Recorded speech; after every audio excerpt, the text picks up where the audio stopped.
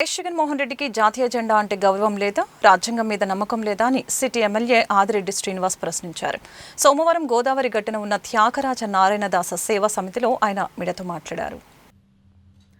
ఈ రాష్ట్రానికి ముఖ్యమంత్రిగా చేసి ప్రస్తుతం ఎమ్మెల్యేగా ఉన్న జగన్మోహన్ రెడ్డి జాతీయ జెండా ఎగరవేయకపోవడం శోచనీయమని అన్నారు. ఈ విషయం గురించి ప్రజలు అడుగుతున్నారని, దీనికి సమాధానం చెప్పాలని డిమాండ్ చేశారు.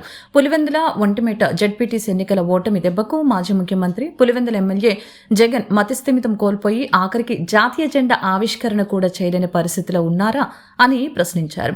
పులివెందులలో ప్రజాస్వామ్యం బతికి ఉందని అన్నారు. ఇప్పటికైనా బుద్ధి తెచ్చుకొని పద్ధతి మార్చుకొని ఆత్మ పరిశీలన చేసుకోవాలని సూచించారు. AP Shetty Balija corporation chairman Kudupudi Satyababu, కూటమి నాయకులు కాశీ నవీన్, మజ్జి రాంబాబు, వై శ్రీను, రెడ్డి మానేశ్వరరావు, బుడ్డిగ రాధా, ఉపలూరి జానకి రామయ్య, ఛాంబర్ అధ్యక్షులు తవ్వారాజ, జామి సత్యనారాయణ, నల్లం శ్రీను, బుడ్డిగ రవి, కిలపర్తి శ్రీను, కొల్లిబుజ్జి, నిమ్మలపూడి గోవింద్, తంగెళ్ల బాజీ, కంటిపూడి శ్రీను తదితరులు పాల్గొన్నారు. ఆవిడ చేసే కార్యక్రమంలోనే ఆనందం లేని వ్యక్తులు ఎవరైనా ఉన్నారంటే వైసీపీ వాళ్ళు. పులివెందుల, ఒంటిమిట్ట జెడ్పీటీసీ ఎన్నికల్లో ఓటమి దెబ్బతో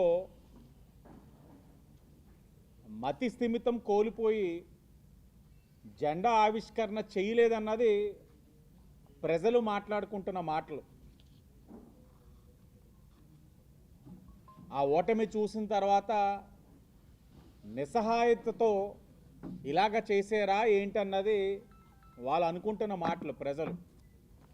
ఎందుకంటే జాతీయ పతాకాన్ని గౌరవించడం, ఆవిష్కరించిన తర్వాత జెండాకి సెల్యూట్ చేయడం అన్నది ప్రతి భారతీయుడి యొక్క బాధ్యత.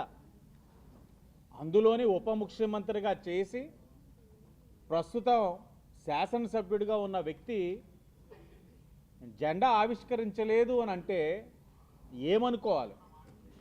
అంటే జెండా అంటే జగన్మోహన్ రెడ్డి గారికి గౌరవం లేదా, రాజ్యాంగం పట్ల నమ్మకం లేదా జగన్మోహన్ రెడ్డి గారు మీకు? లేకపోతే మీరు ఇంకా అధికారంలో ఉన్నప్పుడు రాజారెడ్డి రాజ్యాంగం నడిచేది రాష్ట్రంలో. ఆ రాజ్యాంగంలో ఎక్కడైనా ఉన్నాయా అధికారంలో ఉన్నప్పుడు ఆవిష్కరించాలి, ప్రతిపక్షంలోకి వెళ్ళిన తర్వాత మన జెండాని పట్టించుకోక్కర్లేదు, గౌరవించక్కర్లేదని? ఇది ముమ్మాటికి ఆయన సమాధానం చెప్పాల్సిన అంశం. మేము ఒక్కటే ఆయన్ని కోరుతా ఉన్నాం,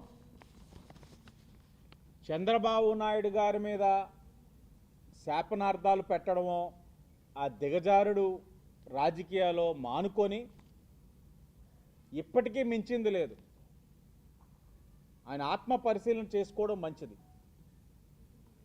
ఎందుకంటే ప్రజలు ఇప్పటికే మీకు 11 సీట్లు ఇచ్చి బుద్ధి చెప్పారు.